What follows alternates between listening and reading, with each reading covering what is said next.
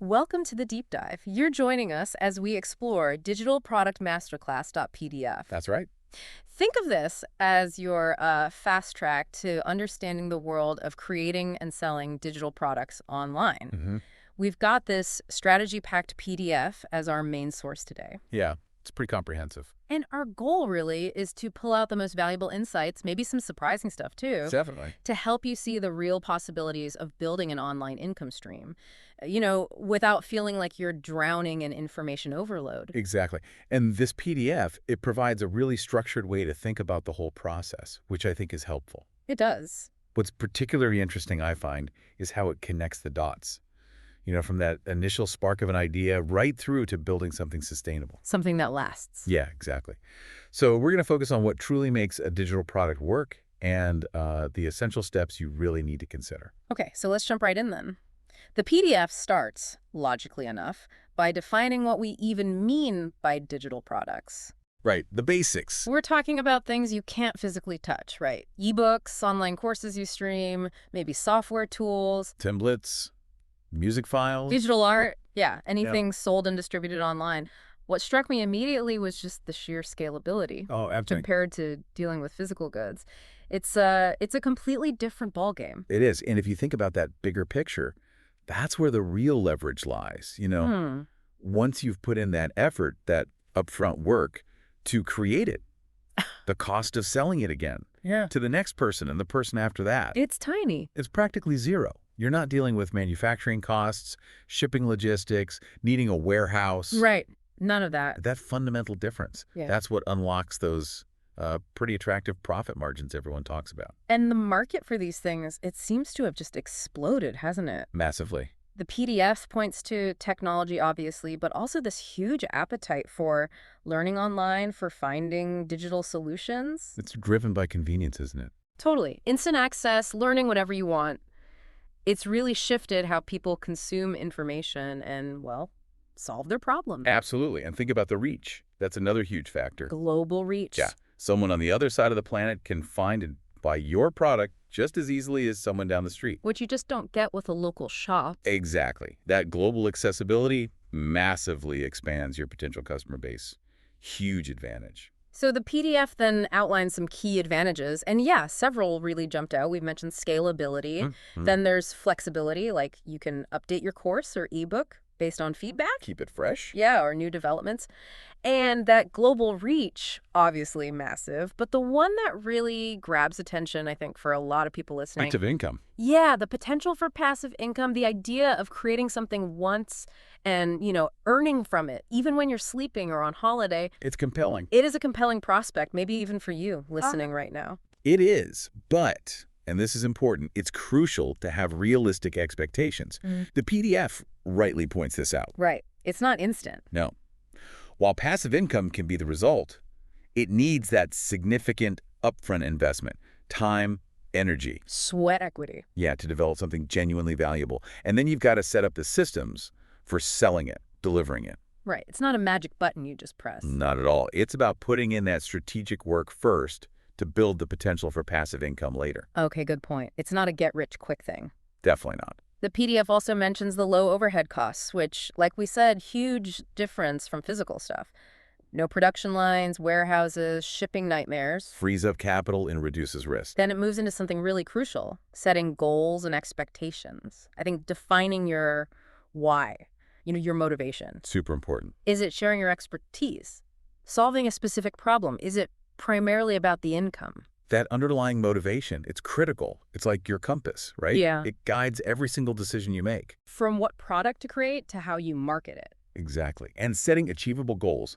Like the PDF recommends breaking that big vision down into smaller, manageable steps. Yeah, like launch my first product or get my website live. Right. That's key for staying focused and honestly staying motivated through the whole process. It can be a long road. Definitely. And understanding that initial commitment, the time, the effort required up front, so important for avoiding burnout or just giving up. Absolutely. Plus, the PDF emphasizes, and this is key, I think, the need for continuous learning. Oh, yeah. The digital space changes fast. So fast. Keeping up with trends, new tools, best practices, you can't just launch and forget. Not if you want sustained success. It's an evolving process. Right. And then the PDF gives us a sort of high-level view, a bird's-eye view of the whole creation journey, which, the later chapters dive into deeper. Okay. We're talking the initial research and planning phase. Niche, audience, value proposition. Then actually creating the content, the ebook, the course, whatever it is. Designing it, packaging it so it looks good. Making it appealing, user-friendly. Like, Then sales and marketing funnels, websites, lead magnets. getting it out there. Setting up automation and support email sequences, maybe chatbots, CRM. Making it run smoothly. And finally, that crucial loop of continuous improvement. Using feedback, making updates. It's a whole cycle. It's a comprehensive roadmap, really. Okay, so that's a great overview. Chapter 2 then digs into identifying profitable niches. This feels foundational, really? Absolutely pivotal. Get this wrong, and everything else is harder. The PDF really stresses niching down, focusing on a specific market segment. Why is that so important right at the start? Well, what's fascinating here is that by narrowing your focus, right, you can create products that are just incredibly relevant. Hyper-relevant. Yeah, delivering real specific value to a defined group. And that usually translates to higher conversion rates because you're speaking directly to their needs, their challenges. Instead of being kind of vague. Exactly. If you try to be everything to everyone, you often end up meaning nothing much to anyone.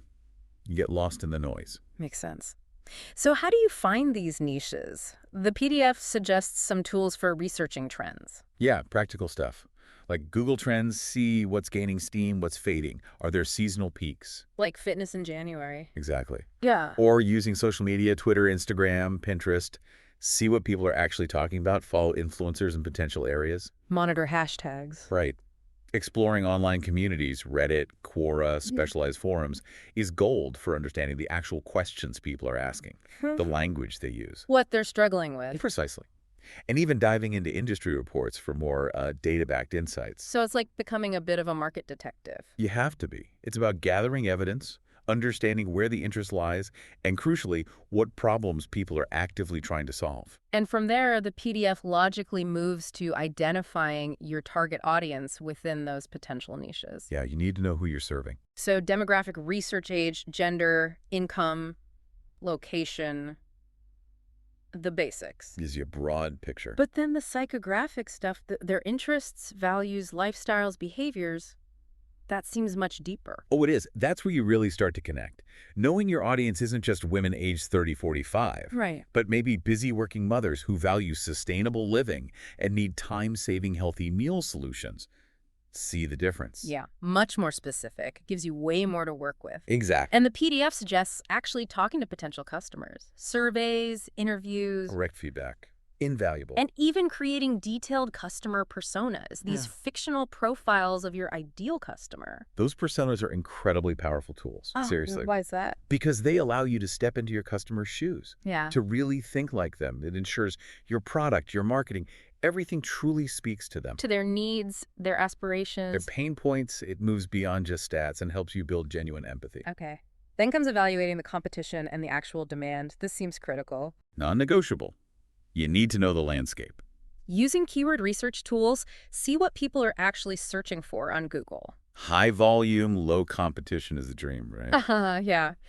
Analyzing competitors. What are they offering? What are their strengths, weaknesses, pricing? Looking for those gaps in the market. Where can you do better? Offer something different. Estimating the overall market size. Is it big enough? Viability check. And even looking at customer feedback on existing products in the niche. Reviews, comments. See what customers are loving and, more importantly, what they're complaining about. That's opportunity right there. So it's all about understanding if there's a real viable market before you dive in deep. Exactly. This market research really pays off. Finding that sweet spot, enough demand, but maybe not like overwhelming competition. That's ideal. And knowing where current products fall short, that gives you a massive advantage. And finally, in this chapter, refining your niche. It mentions specializing. Yeah, becoming the go-to expert in a smaller slice of a bigger pie. Or focusing on solving one specific problem really, really well. Laser focus. Or even combining different interests like, I don't know, yoga for gamers. Yeah. To create something unique. Yeah. finding those interesting intersections. And I really appreciate the emphasis on testing and validating. The minimum viable product idea, the MVP. Right. Get a basic version out there. Don't spend months perfecting every tiny detail in isolation. Get feedback first. Gather real-world feedback, see how people actually use it, then refine and improve. That iterative approach is so smart in the digital world.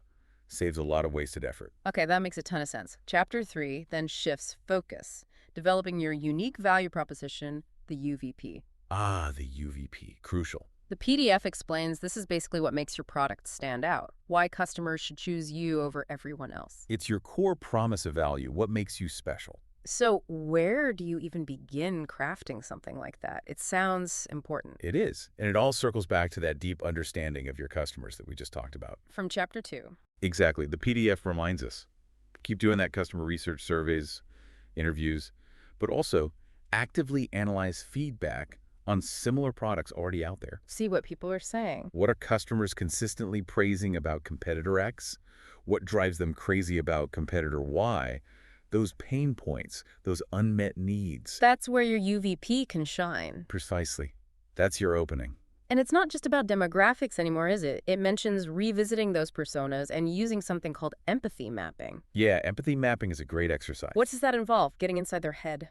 Pretty much. Really trying to understand, what are they thinking, feeling? What do they see and hear around them related to this problem? What do they say and do? It sounds really holistic, like building a 3D picture of your customer. It helps you connect on a much deeper emotional level. Beyond just practical needs, it gets into their aspirations, fears, frustrations. And that richer understanding lets you craft a UVP that genuinely resonates. Exactly. It hits home. Then comes actually differentiating your product. Offering unique features is one way, obviously. Shiny new thing. But the PDF also highlights things like overall quality and performance. Does it actually work well? Is it reliable? The entire customer experience, is it easy to use? Is support helpful? That whole journey matters. And even your brand values, the story you tell, people connect with that too. They do. Aligning with customer values can be a powerful differentiator. And I found the point on pricing and value interesting too. Yeah, it's not just about being the cheapest. Not at all. Value is subjective, right? It's about perception. Customers will often pay more if they believe your product offers significantly better quality or a smoother experience. Or if it aligns with their values, like you said. Right. Better price to quality ratio, not just lowest price whims. Okay. Now, actually crafting the UVP statement, the PDF breaks it down. A compelling headline. Grabs attention, states the main benefit, like boost your productivity. Then a subheadline or a short paragraph explaining more what it is, who it's for. Designed for busy professionals. Yeah. Then bullet points listing key benefits, how it solves pain points, improves their life. Clear, concise benefits. Using visuals, images, icons, video to support the message. And ending with a clear call to action. What should they do next? Try it. Download it. Buy it. Don't leave them hanging. It's like a mini sales pitch distilled. Yeah, exactly. And your UVP needs to be everywhere, right? Prominent, crystal clear. Absolutely. It's the core message. The PDF stresses communicating it consistently across all your channels, your website, landing pages. Front and center. Clear visuals. Email marketing, attracting subscribers, nurturing leads. Tailored messages echoing that UVP. Social media profiles, posts, videos, testimonials. Engaging content, reinforcing your unique value. Advertising Google ads, Facebook ads. Your UVP should be right there in the ad copy. And even how your support or sales teams talk to people. Consistency is key. It builds clarity and ultimately trust. If the message is muddled or different everywhere, people get confused. They don't know what you actually stand for or offer. Exactly. It undermines the whole thing. Okay, that makes perfect sense. Chapter 4 then pivots to the actual creation of high-quality digital products. The nuts and bolts. And the PDF kicks this off by emphasizing, maybe obviously, that quality is fundamental for a sustainable business, for your reputation. Yeah, no surprises there. Quality is paramount, especially online. Why especially online? Well, your reputation can spread incredibly fast, right? Good or bad. One viral negative review. Ouch. Yeah. A poorly made product can generate negativity that's really, really hard to overcome. So getting the quality right from the start is crucial. Okay, so the PDF then walks through the different types of digital products you might create. It's quite a list. It is a diverse landscape. You've got ebooks. Great for sharing in-depth knowledge, storytelling. Online courses, think video lectures, quizzes, resources, maybe a community forum. Super scalable, global reach for education. Software and apps could be productivity tools, enterprise solutions, solving specific problems with tech. Digital art and graphics illustrations, templates, design assets for other creators. Music and audio files, background music, sound effects for multimedia projects. Templates and tools, things like document templates, presentation slides, website themes. Big time savers for people. And even membership sites, exclusive content, community access, often with a recurring fee. Continuous value, recurring revenue. Very attractive model if you can deliver. It really is a wide range of possibilities, isn't it? Absolutely. Something for almost any kind of expertise. And for each type, the PDF gives a quick idea of what's involved. Then it gets practical, listing specific tools and resources. Yeah, this part is really helpful. Concrete examples. Like for writing, Word, Google Docs, Scrivener. For design, Photoshop, Illustrator, Canva, Affinity Designer. Tools for different budgets and skill levels there. For video, Premiere Pro, Final Cut Pro, Camtasia. Course creation platforms, Teachable, Udemy, Thinkific, Kajabi. Handling the hosting, sales, management side of courses. Software development tools, audio production like Audacity or Audition, even distribution platforms. Amazon KDP for ebooks, Gumroad for downloads, app stores. It really gives you a tangible starting point no matter what you're thinking of creating. Demystifies it a bit. Yeah, it shows there are established tools out there to support you. You don't have to reinvent the wheel. Then come the best practices for developing the actual content. High quality content. The core of the product. Unsurprisingly, it loops back to understand your audience. Always starts there. Tailor the content to their needs, their preferences, their pain points. Can't stress that enough. The PDF also emphasizes careful planning and structure. Outlines, logical flow, a clear syllabus for courses. Don't just ramble. Have a plan. But the main message here is really focus on quality in every aspect. The details matter. High-res images, clear audio, professional design, error-free writing. Polish. Professionalism. Yeah. And crucially, provide real value. Actionable insights, practical tips, useful information they can actually use. Don't just fill space. Make it worthwhile. I also like the point about actively engaging your audience. Yeah, super important, especially for learning. Quizzes, assignments, interactive elements, using lots of visuals, examples, case studies. Makes it stick. Makes it more impactful than just passively reading or watching. People learn by doing and seeing relevance. And again, the importance of testing and refining. Get user feedback. That iterative loop again. See what's working, what's confusing, and improve it. Essential for long-term success. And finally, staying updated.